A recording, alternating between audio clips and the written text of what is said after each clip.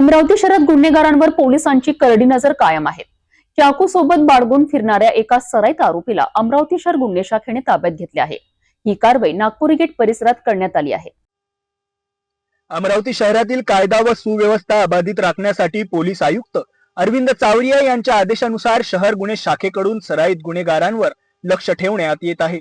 दिनांक 13 डिसेंबर 2025 रोजी गुन्हे शाखेचे पथक पेट्रोलिंग करत असताना गुप्त माहितीदाराकडून माहिती मिळाली की शेख सलमान नावाचा इसम नागपुरी गेट येथील वाहेद खान डीएड कॉलेज समोर हातात लोखंडी चाकू घेऊन फिरत आहे. मिळालेल्या माहितीच्या आधारे पोलीस निरीक्षक संदीप चव्हाण यांच्या नेतृत्वाखाली गुन्हे शाखेच्या पथकाने मोठ्या शिताफीने आरोपीला ताब्यात घेतले.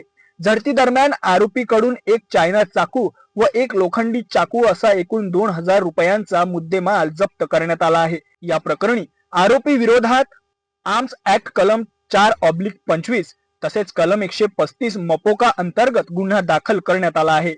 गुन्हेगारांवर अशीच कारवाई पुढेही सुरू राहणार असल्याचा इशारा अमरावती पोलिसांकडून देण्यात आला आहे.